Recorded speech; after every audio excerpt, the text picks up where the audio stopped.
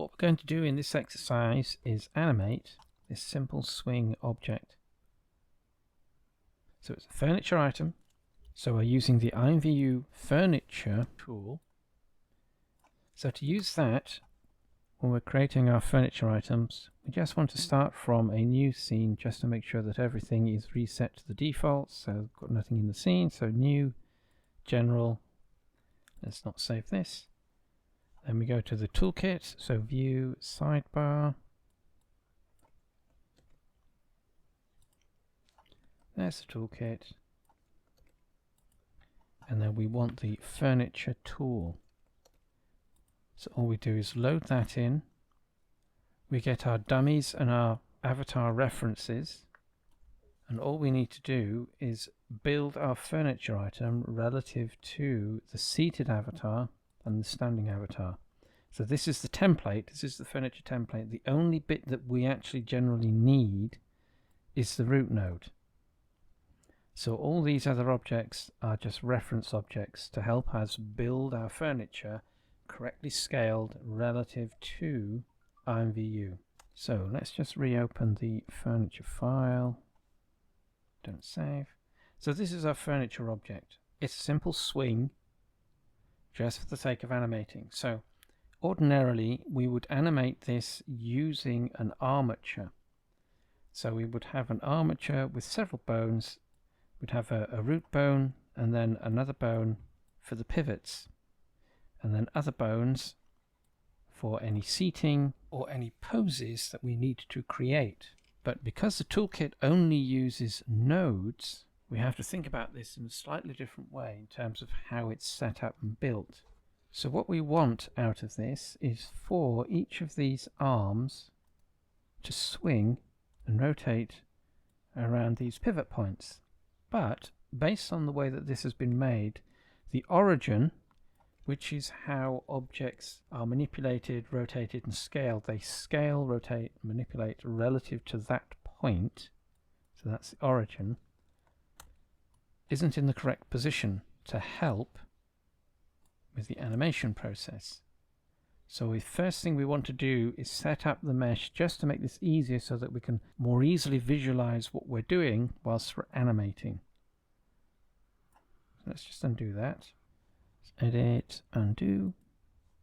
So what we need to do is reset the origin point into the correct locations. And the easiest way to do this, based on how this has been made, so this is just a set of blocks and cubes that have all been essentially stacked together. So each of these is a separately selectable element within an object.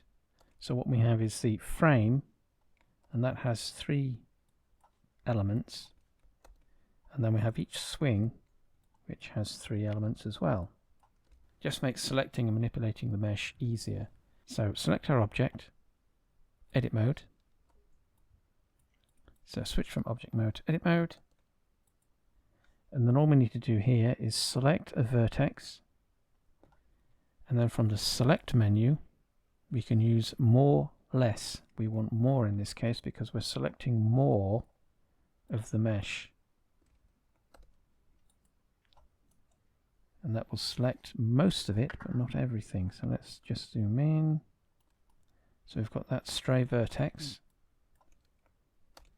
So select more or less, and that's selected everything. So what we want to do next is, as we said, shift the origin into that box. And we do that using the 3D cursor. So we've got our selection. We want mesh, snap, cursor to selected. So mesh, snap, cursor to selected. There is the 3D cursor. And it should be center mass of our selection. So we can check that. View, frame selected. And that will rotate around our object, our selection, to make sure that that is indeed center mass of our selection. So once we've got that, all we need to do, exit back into object mode, so edit mode, object mode, And then from the object menu, we want set origin. And in this case, again, because we're using the 3D cursor, we want origin to 3D cursor. And that will shift the origin to that location. So object, set origin, origin to 3D cursor. That puts the origin at the cursor, which now means that we can better visualize how this object should animate. So this is actually optional, but it's worth doing because it helps visualize how objects are to animate, their pivot points, how they rotate relative to what we're trying to do. So let's just undo that and repeat for our other object. So select, edit mode, make our selection vertex, select, more or less. Let's just frame select it. That just zooms in on our selection. Frame selected. This just makes it easier to check. And again, it's missed that vertex, so select, more or less. Select everything. Mesh, snap, cursor to selected.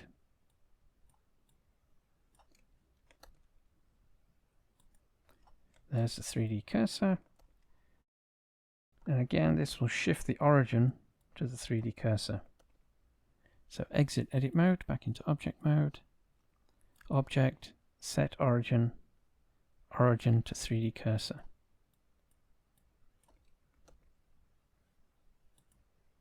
So that now swings appropriately relative to our pivot. Let's just undo that little. So that is our object. It's worth saving the file at this point. So file, save incremental, and that's saved the file for us. Incidentally, if we don't have that option, save incremental, just use save as we would normally. The next step then is to rig the furniture item. So what we're going to do, as mentioned, is we're going to use the root node and build a skeleton that will animate the different components of our mesh. So we need to select the root, then from the object menu, duplicate objects. We could, as an alternative, add an empty cube, but as the root node is already in the scene, so let's just add so that we can see what that looks like. Empty cube, and it will appear at the 3D cursor, which coincidentally or luckily is where we centered this origin point. So we could do that. So that's add empty cube, or we just duplicate the root node. So we select it, object, duplicate objects. So this will duplicate the root node. It will move with the mouse. Just press escape to reset, and then we move that into position. So we're going to use the widgets, the tools, the manipulation widgets, and just move that into position. Hold Control to snap to the grid, depending on how we've made our object and whether we've made it so that it easily snaps to the grid. So those are our two pivot points. So we've got our added object, and we've got our duplicated object from root. So the next thing to do to these is rename them. So this is seat 2, so let's call this pivot 2. So in the outliner or in object properties, we can rename the selection. So click type pivot 2. That corresponds to seat 2 or mesh 2. And the other one is an empty, the default name that Blender assigns to these types of objects. We'll call this pivot 1. So we can see, as we're looking at the outliner, we can see that the object that we added is in a different position in this hierarchy than the duplicate. That doesn't necessarily mean anything right now, because what we're going to do, but it's just something to be aware of, because what we're going to do is parent, so we're going to link the mesh to the nodes. So each one of these seats will be linked to its pivot, and then we're going to link the pivots to the root node. So select our meshes, then shift click the node, and what we want to do here is object, parent, object. So object, parent, object. This will open up a little pop-up. We want to make sure that object is set and keep transform is active. And what that will do, so we can test this, what that does is if we select the node itself, use the rotate widget, click drag, the node now controls the mesh. Let's just reset that.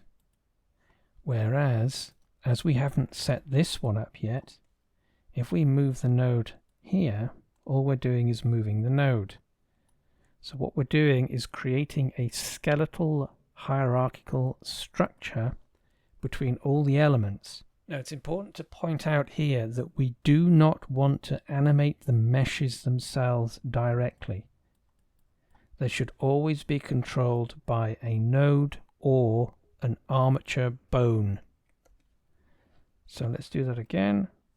Shift click, then object, parent, object, and that will keep the properties that we assigned previously, so that now if we select the node itself, we have our movement. Let's just reset that. So again, it's important to point out that we do not animate the meshes, we animate the nodes.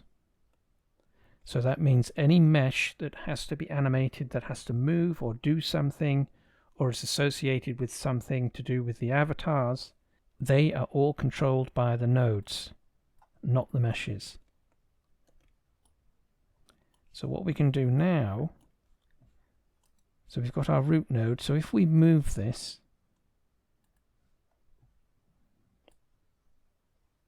it doesn't move the furniture, which confirms that there is no association between all the nodes that we've set up and the root node. So that's what we want. So in the same way that we parented the mesh to the pivot, we now parent the pivot to the root node. So let's just reset that. So we select the nodes, the pivot nodes, then the root node, same again, object, parent, object, keep transform. Again, it's keeping all settings. Pivot 2, shift click, root, object, parent, object, keep transform, and that's okay. So if we select the root node now and move that, it moves the two pivots and the seats. So obviously there's one part missing, which is the frame. Because that is not animated, so let's just undo that. And because that's not animated, that must be linked to the root node. So anything that is not animated must be routed to root. So we select that, shift click root, object, parent, object, and again keeps transform. So if you move root now, so select and move, it'll move the whole thing. Let's undo that. So although we've created a parent-child relationship between all the components, the next step is to create vertex groups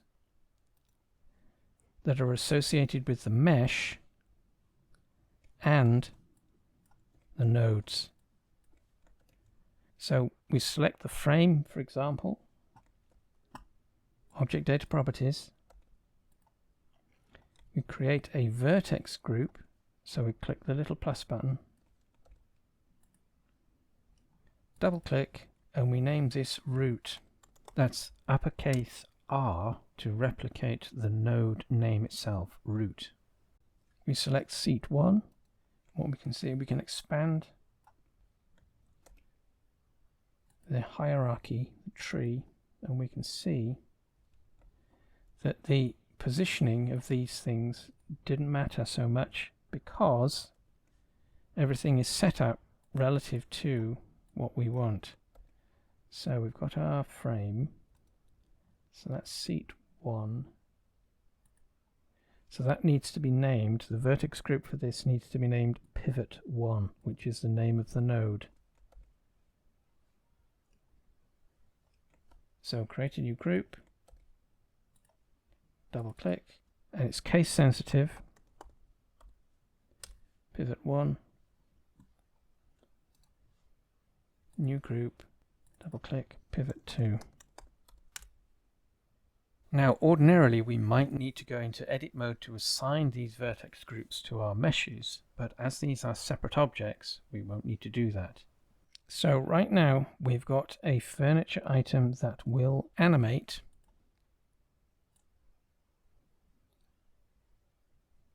but it won't have any avatars associated with it. Let's just reset, undo, undo, undo. So here, this is where we use the toolkit. So depending on the pose, we can add a standing pose, a sitting pose, or a custom pose. Any one will do, but if we wanted to create a custom pose for this furniture item, so we wanted to use the pose tool, we wanted to use the animation tool, that's the pose tool, we could create a custom pose for this furniture item. So in the furniture tool, what we can do is add a custom seat node. So we want to rename this from custom, so click type, and we'll call this seat 1.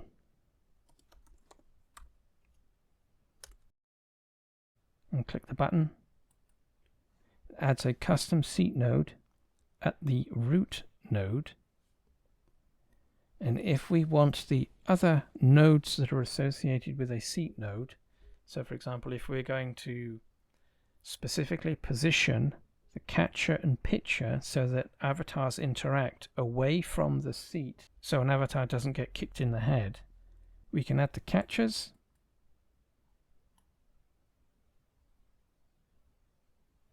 and the pitchers and the handles. So there they are, catcher, pitcher and the handle. So let's select the seat node, and if that's tricky we can use the outliner. Seat nodes will be automatically placed in the avatar nodes parent group. Avatar nodes, seat, use our tools, and what we can see is the seat nodes move the group.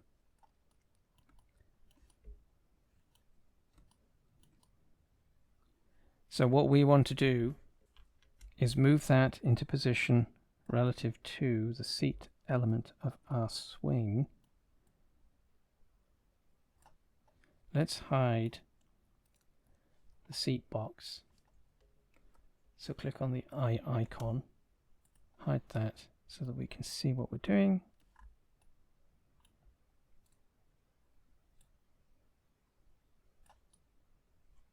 What we can do here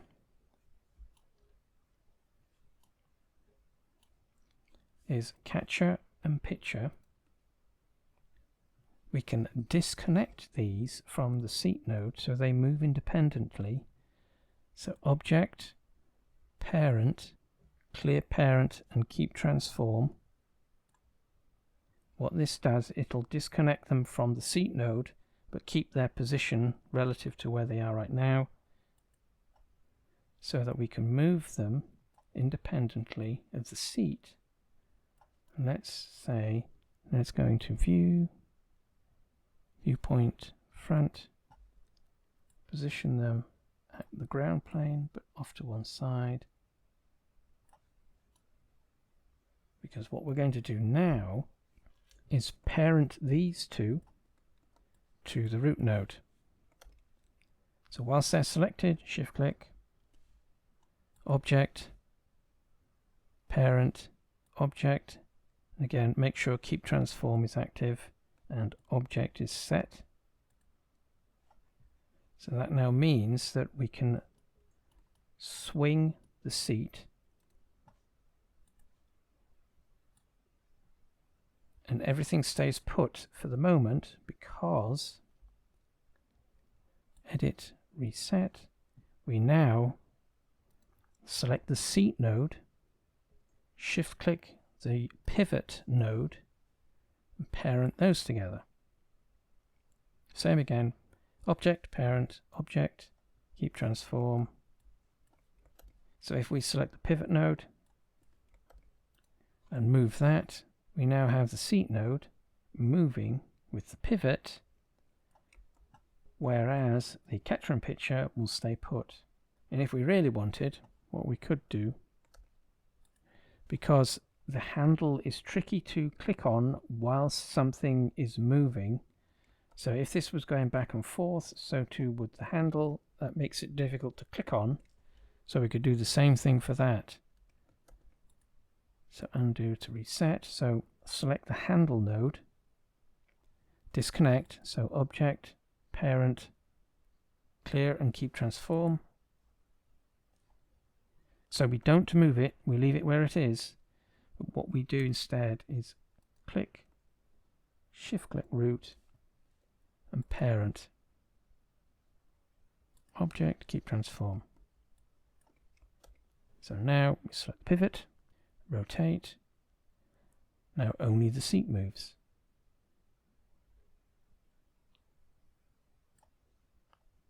Reset. So let's save the progress that we have so far, and all we have to do is repeat that process. So custom seat 2, click on custom, and it's dropped in the seat nodes for us. Move those into position roughly where they need to be.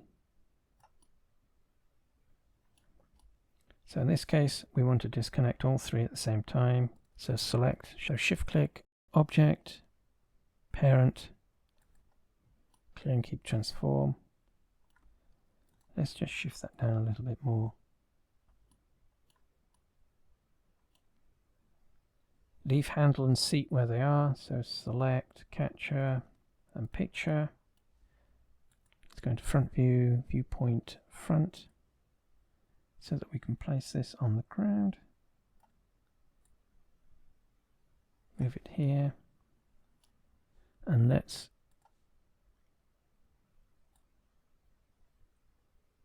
rotate that a little bit, just make it a little bit more interesting.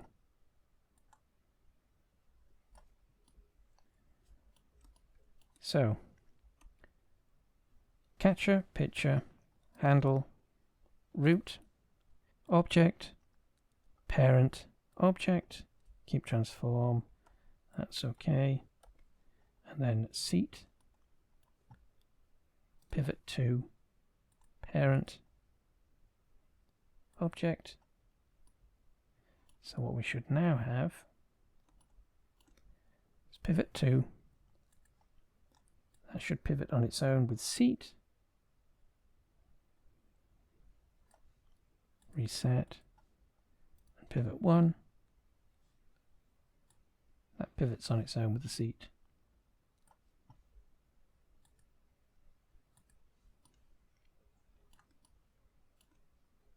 So if we select root and move that, we should have everything moving with it, obviously apart from the avatar dummies.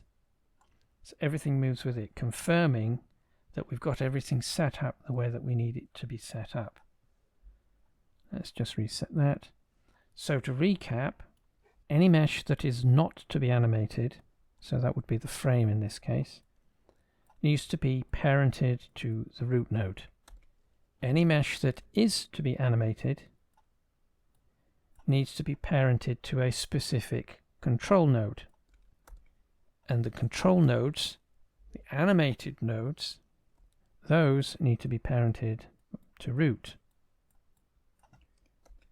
And then any seat nodes where the avatars are going to sit, if they are going to be essentially moving with whatever is being animated, so in this case we've got our seats, those seat nodes need to be connected to the animated nodes. So in this case, that's the pivots. And similarly, any nodes that are not to be moved, so we've got the handles set up so that they are easy to click on because they stay put, and the capture and picture nodes, because those stay put, we don't want those flying all over the place, those are all connected to root. So the root node is literally the root node of the furniture item. Everything should link to that in some way, shape or form. So what we end up with, so if we look in the hierarchy, in the outliner,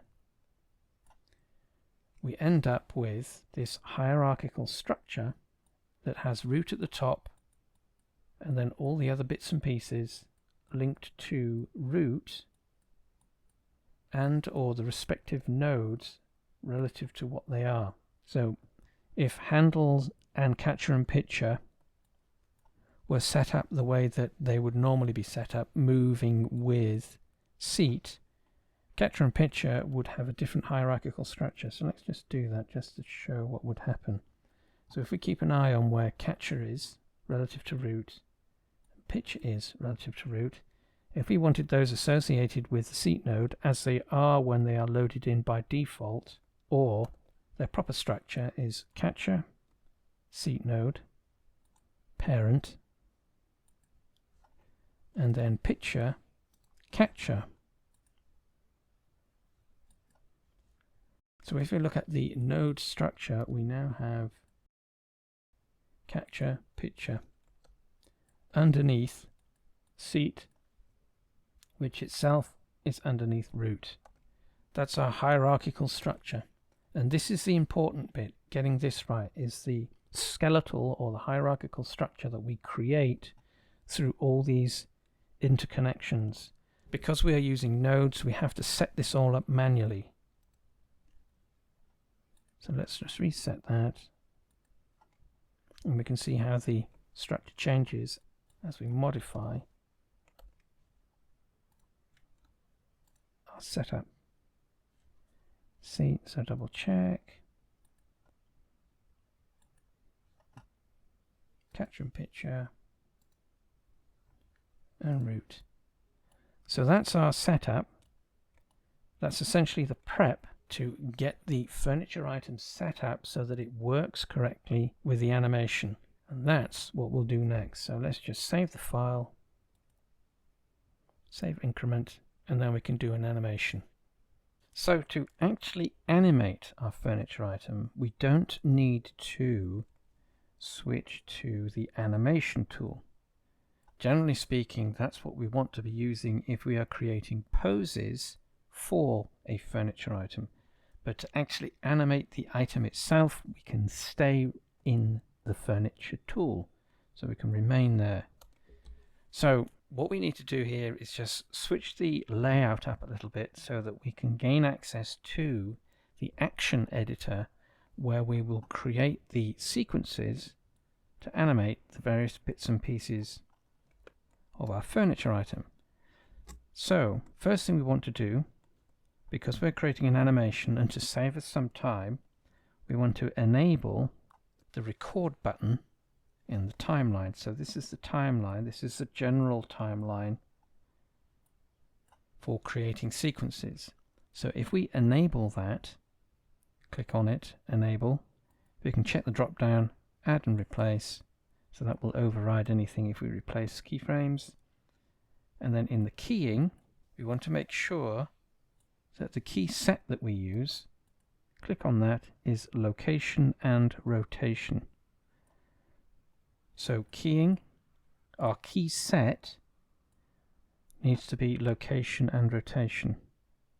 So select, and the default here for new keyframe type, that's okay, we want keyframe.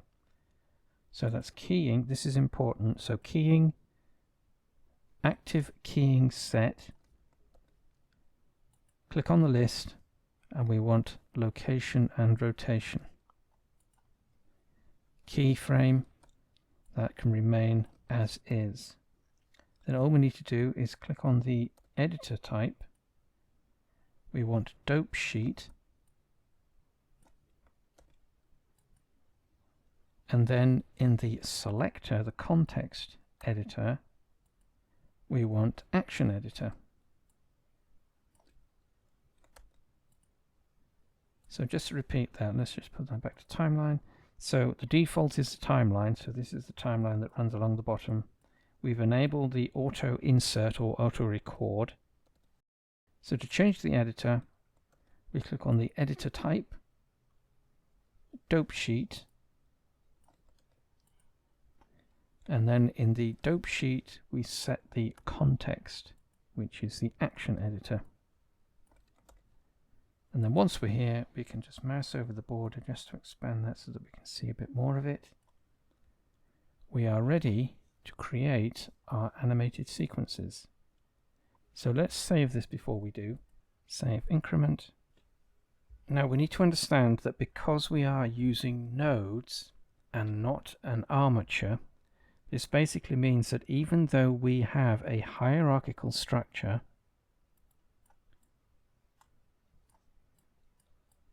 so we are essentially creating a skeleton from independent objects. Once they are all connected together, that is our skeleton. So as before, if we just move the root, all the bits move with the root. So that indicates or confirms that we have our skeletal structure set up correctly with everything rooted, linked, parented, all together correctly. But because we've used nodes and not a skeleton or not an armature, it means that when we animate our control points, what we're going to get is a set of sequences. We're going to get a separate sequence for each node that we animate. So this has its advantages in terms of quickly being able to edit and modify something and just save or upload or correct a specific animation associated with a specific node in Studio. But the disadvantage is that fact that we've got several what will end up being FBX files, each one containing a specific sequence. So depending on what we're doing, we want to first set a base frame. So we can select our object, object menu, animation, insert keyframe, so animation, object, animation, insert keyframe, and that will drop in a single keyframe. So we have a base frame. We can click on the arrow just to expand that. So we want this to just swing back and forth. So for our animated sequence, all we need to do, so that's our start point. Let's go up to 120. So click drag the timeline scrubber, that's this little blue thing.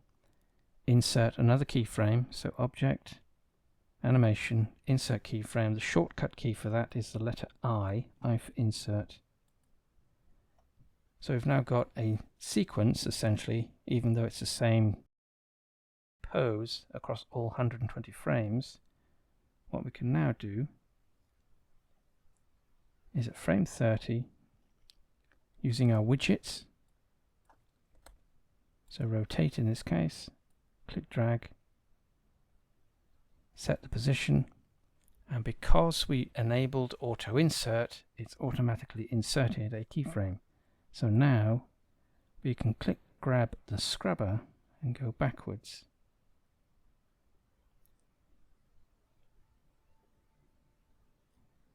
So let's go to frame 90 and go all the way back. That'll auto insert a frame. So now we've got a sequence for our swing.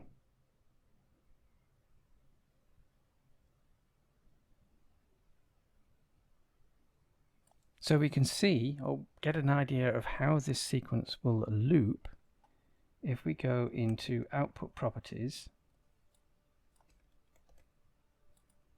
Let's just increase the size of this, so click drag, and we can change our frame range so that the end and the start are appropriate relative to our end and start points. So we've got a end point of 120, so we can set the end point here at 120. Enter. And then if we press the space bar, our animation will play and it will loop.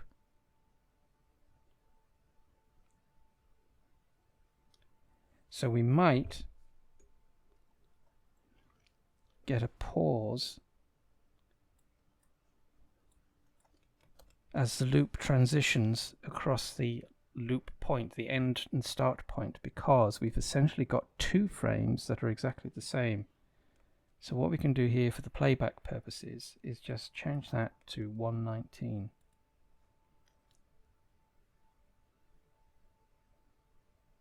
And if that doesn't solve the problem, what we can do in the key menu, change the interpolation mode to constant, linear or Bezier. If we change it to constant, it will only play the keyframes. There will be no interpolation, that is, there will be no transition between these poses that we've essentially created. So it's only playing the keyframes. The default, if we go into key interpolation mode, is Bezier. And this gives us the pause as the sequence transitions from the start and end points.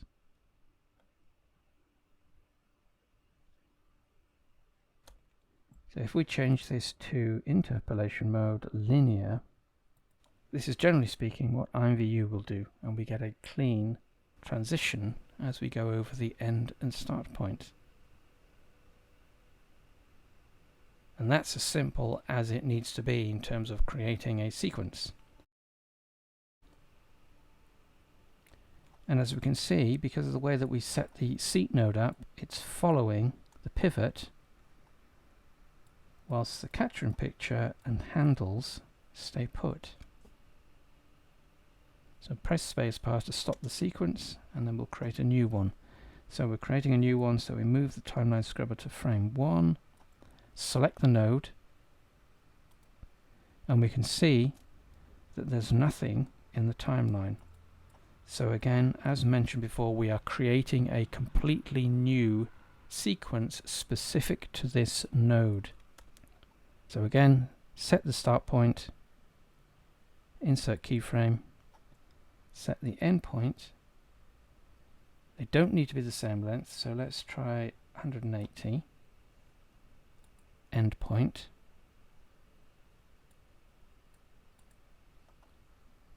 and then this time do the same thing, 60. So let's go backwards, auto inserts, then 120, auto inserts. So they don't need to be exactly the same. But of course, during playback, this gives us a bit of an issue because the sequences are a different length. So to check seat 2 and how that loops, in can go into output settings again, change the endpoint so that's 180, press the space bar, and we'll get our loop.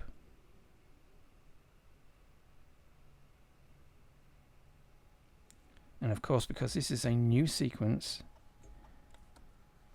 we want to change the interpolation again. So interpolation mode, linear.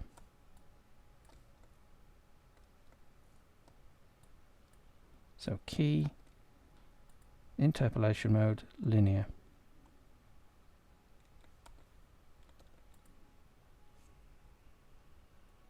.179, just to make sure that we are only using one as the start end points. But that is our loop. And that is all we need to do for our animated sequences. But as mentioned, let's get this back to frame 1. So each node has its own sequence. So pivot 2 action is pivot 2.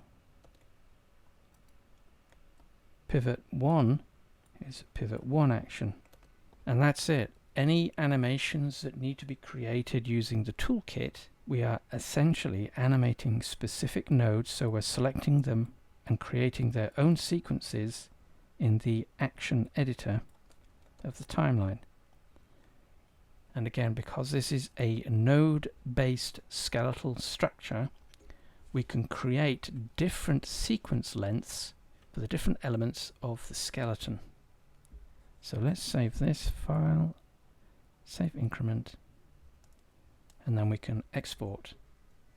So we've got this project set up the way that it needs to be to work in Blender so that we can make sense of the scene and the project. To export it, we need to do a little bit more prep to avoid issues that may be caused during the import and assembly process in Studio. So in the outliner, first thing we want to check, so move over the border, double-headed arrow, drag down. We need to check that all our objects are inside the furniture export folder. When the script exports our project, it will only export whatever is inside furniture export. Anything outside of that is ignored. So right now we've got a couple of objects that are sitting outside this folder or this collection, and those will be excluded from the FBX file. We don't want that, we want to avoid that. So the easiest way to do this is to just select everything, select all, then shift click on the avatars. We don't need the dummies. That deselects them. Shift click root just so that's the active object, and then from the object menu we want collection, move to collection. And what this does is it'll allow us to move a group of objects into the appropriate collection, which in this case is furniture export. So object, collection, move to collection. There is furniture export. We just select that, and if we watch what happens to these objects, they should pop into the furniture export folder. So object, collection, move to collection, furniture export, and there they go. So now everything that's inside this folder will be included in the export. So all the bits and pieces that we've created for our project will be included. So that's step 1. Step 2, we need to make some adjustments to the seat nodes, because right now for the sitting nodes, these are seat or sitting nodes, we need to make sure that those are at the ground level or positioned relative to how the avatar is seated. So this is our avatar. The seat node should be here, but they were placed or positioned at the seats, which will have the avatar sitting up here. So we need to make an adjustment to that. So view, viewpoint, front, select our seat nodes. So shift click, use the widgets, move those into position at the ground plane, like so. And we do need to check that because we've moved those two nodes and our skeleton is composed from other nodes, that Blender has automatically created a sequence because we've got auto insert enabled. So we need to delete these clicking on the X. Same for the other seat node. And double check any other nodes to make sure there aren't any sequences associated with those, and there aren't. Those are okay, and of course we've got the pivot nodes. Those are the only ones that should have sequences. So we can move the handles down a little bit. Shift click, like so. Double check that they move appropriately, and again, because we've moved those, we have to make sure that we haven't included any actions. So again, we just want the pivots to have the actions. Just move the timeline scrubber just to make sure that everything moves appropriately. Back to frame 1. So that's step 2. Step 3, we need to change the names of these custom seat nodes that we created. We cannot include the word seat or a number in the append that we used, because IMVU will interpret those as actual seat nodes. So all of these nodes, the catcher and pitcher, those will be converted essentially into seat nodes, and we want to avoid that. So the way that we do that is just by doing two things. Use a different label. So let's call this swing uppercase S, swing underscore A, swing underscore B,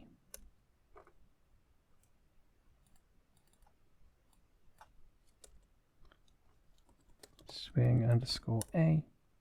So that's, we can't use the word seat and we can't have any numbers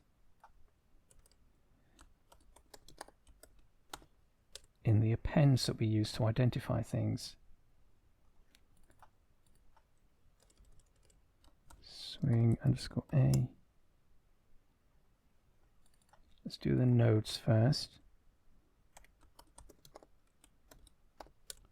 And it's the same for the meshes.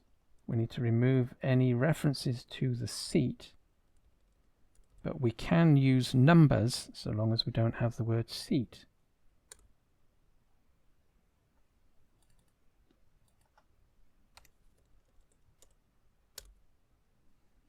So swing A, swing B, swing A, swing B, swing A, swing B.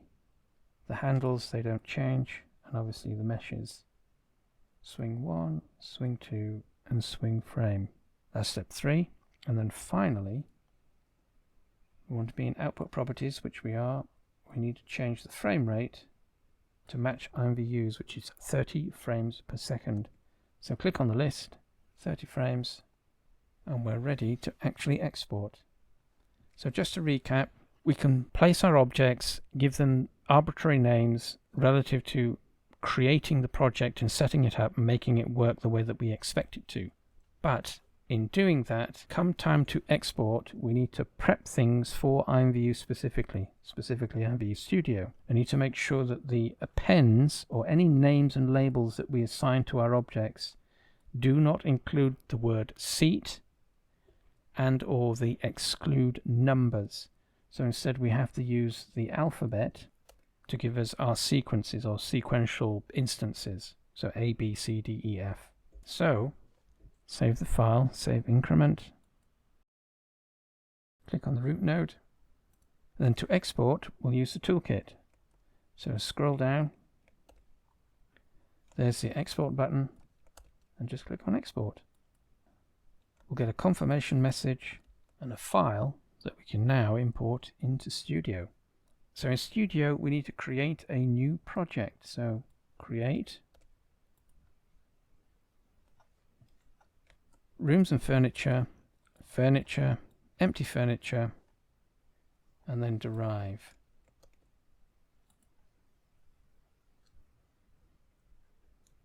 There is our avatar based on our inventory, and all we need to do now is import the FBX file. So import FBX, find the file number 8,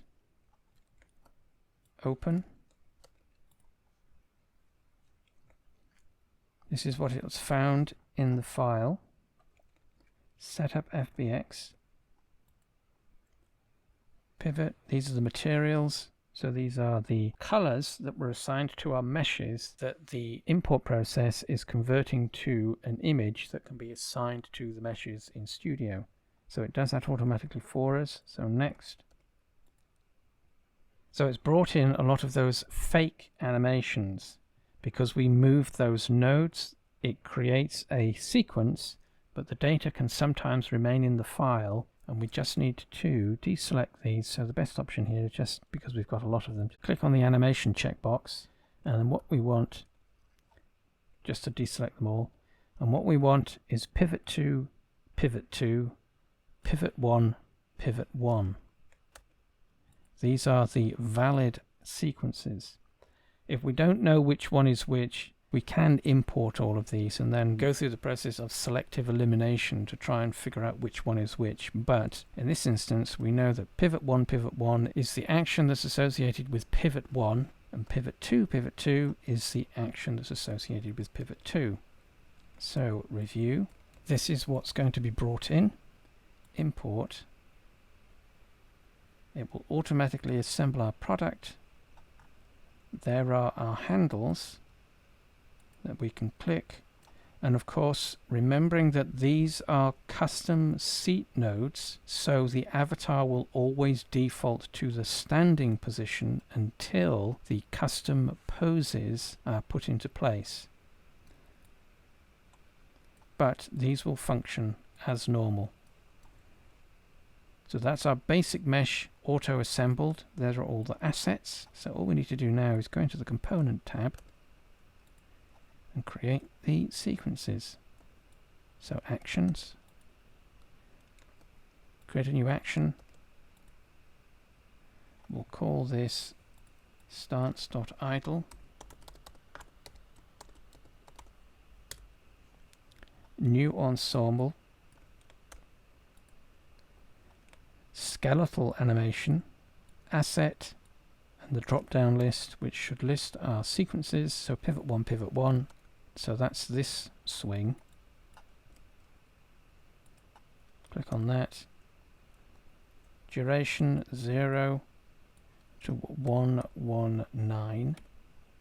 Loops infinite, so that's 0. Everything else is okay, so apply. Preview, and there is our swing. Repeat the process for pivot 2 or swing 2, so new action. All this starts idle as well.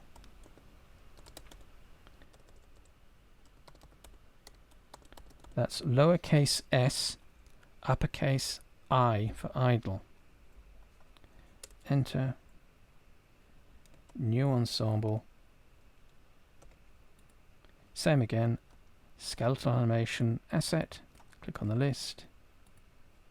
Pivot 2. This was longer at 180. Infinite loops. Everything else is okay again. Apply. Preview.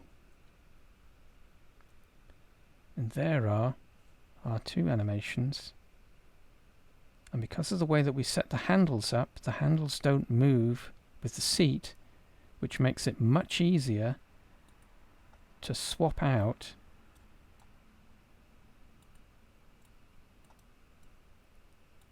our avatars.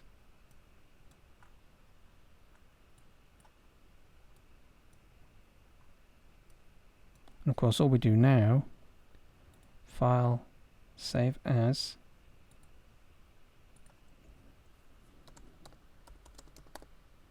Mac Swing, and then change the info and upload to the catalogue. But that is creating a simple animated furniture item in Blender using the toolkit.